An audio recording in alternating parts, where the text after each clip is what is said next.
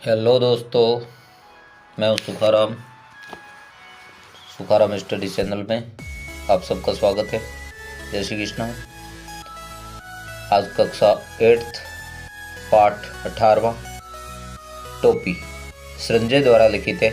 उसके प्रश्नोत्तर के बारे में देखते हैं और यूट्यूब में इस चैनल को देखने से पूर्व सब्सक्राइब अवश्य करें और शेयर भी करें, लाइक करें। गौरिया और गौरा के बीच में जो बात हुई थी उसकी बहस के बारे में आज हम प्रश्नोत्तर देखते हैं। गौरिया और गौरा के बीच किस बात पर बहस हुई और गौरिया को अपनी इच्छा पूरी करने का अवसर कैसे मिला, देखिए। आदमी के कपड़े पहनने की बात को लेकर गौरिया और गौरा में बहस हुई। गौरैया को आदमी का रंग बिरंगे कपड़े पहनना अच्छा लगता है, जबकि गौरा का कहना था कि कपड़े पहनने से आदमी की असली खूबसूरती कम होती है, वो बदसूरत लगने लगता है। देखो अपनी अपनी सोच है। एक दिन घूरे पर चुपते चुपते गौरैया को रुई का एक फहा मिला। उसने इसे धुलवाया, कपड़ा बुनवाया, फिर टोपी सिलवाई। इसी से उसे टोपी पहनने की इच्छा पूरी करने का अवसर मिल गया। अब देखिए दूसरा क्वेश्चन है, गौरैया और गौरे की बहस के तर्कों को एकत्र करें और उन्हें संवाद के रूप में लिखना है। देखो संवाद, जैसे गौरैया क्या कहती, आदमी को देखते हो कैसे रंग बिरंगे कपड़े पहनते, कितना फपता है उन पर कपड़ा। गौरा कहती खाक फपता है, कपड़ा पहन लेने के बाद तो आदमी बदसूरत लगने लगता है। गौरैया क्या कहती है, लगता है आज लट जीरा चुक गए हो।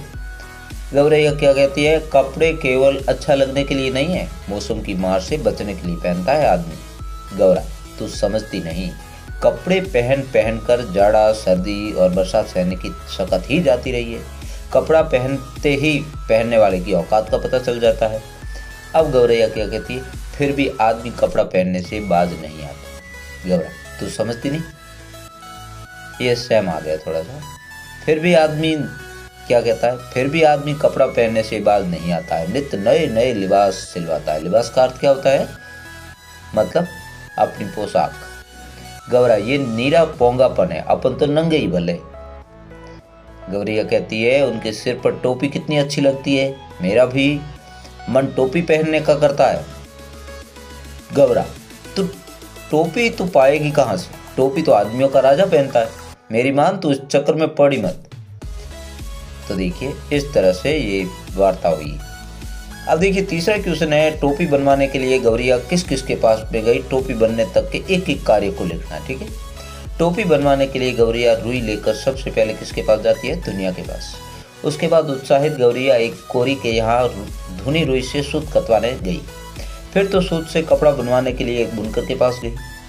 अंततः गौरैया कपड़ा लेकर टोपी सिलवाने के लिए एक दर्जी के पास गई। दर्जी ने उसके कपड़े से शर्त के अनुसार 2 सुंदर टोपियां सील दी। एक टोपी उसने अपने पास रख ली, दूसरी टोपी गौरैया को दे दी। टोपी बनने के बाद दर्जी ने अपनी तरफ से उसने 5 फूंदने भी लगा दी, क्योंकि दर्जी बड़ा प्रसन्न हुआ था। चौथा क्वेश्चन, गौरैया की टोपी पर दर्जी ने 5 फूंदने क्यों जड़ दिए।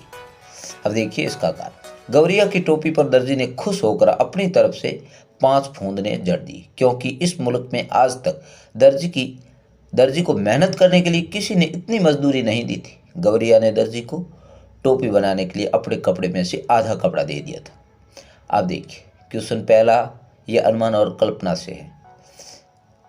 गांव की बोली में कई शब्दों का उच्चारण अलग होता है, उसकी वर्तनी भी बदल जाती है। जैसे गौरैया, गोरैया का ग्रामीण उच्चारण, और उच्चारण के अनुसार इस शब्द की वर्तनी लिखी गई है। देखिए, फूंदना फुलगेंदा का बदला हुआ रूप। कहानी में अनेक शब्द है जो ग्रामीण उच्चारण में लिखे गए, जैसे मुलुक का मुल्क होता है, ठीक है ना। खमा यानी क्षमा करना, मजूरी यानी मजदूरी, मल्हार यानी मल्हार, मल्लार और मल्हार। ये क्षेत्रीय भाषा या गांव की बोली में उपयोग होने वाले ऐसे शब्दों को खोजिए और उसका मूल रूप देखना है। जैसे कहते हैं टेम नहीं है, टेम का मतलब टाइम है। टेशन या टिशन यानी स्टेशन को कहते हैं, स्टेशन में जाना है। ऐसे स्कूल को स्कूल, कंप्यूटर बोलते हैं कंप्यूटर, टीवी को टीवी है वास्तविक। ऐसे शब्द है।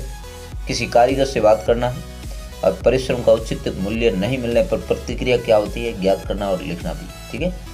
यदि किसी कारीगर को उसकी मेहनत का उचित मूल्य नहीं मिलेगा तो वह या तो कार्य पूरा नहीं करेगा, और यदि वो कार्य पूरा करने को तैयार हो जाएगा तो कार्य को फुर्ती से या खूबसूरती से नहीं कर पाएगा, क्योंकि पूरा मेहनताना नहीं मिलता तब ऐसा ही होता है। अब तीसरा, गौरैया के स्वभाव से ये प्रमाणित होता है कि कार्य की सफलता के लिए उत्साह आवश्यक है। सफलता के लिए उत्साह की आवश्यकता क्यों पड़ती?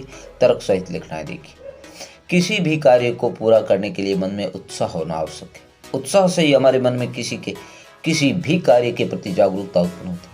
यदि हम किसी भी कार्य को बेमन से करें तो निश्चय ही हमें उस कार्य में सफलता नहीं मिलेगी, कोई न कोई कमी जरूर रह जाएगी। अब देखिए, मुहावरे के प्रयोग में भाषा आकर्षक लगती है तो मुहावरा वाक्य में अंग होकर प्रयुक्त है, और इसका अक्सर सह अर्थ नहीं बल्कि लाक्षणिक अर्थ लिया जाता है। पाठ में अनेक मुहावरे आए। टोपी को लेकर 3 मुहावरे, जैसे कितनों को टोपी पहनानी पड़ती है, शेष मुहावरों को खोजना है और अर्थ याद भी करना। टोपी उछालना, देखो, इज्जत उछालना। एक गलत काम करने से आदमी की टोपी उछलते देर नहीं लगती। टोपी से ढक लेना यानी इज्जत ढक लेना। अपने घर की बात को टोपी से ढक लेना ही अच्छा है ना? तो ठीक है, ये वीडियो पूरा देखने के बाद सब्सक्राइब करें और गुड नाइट, जय श्री कृष्णा।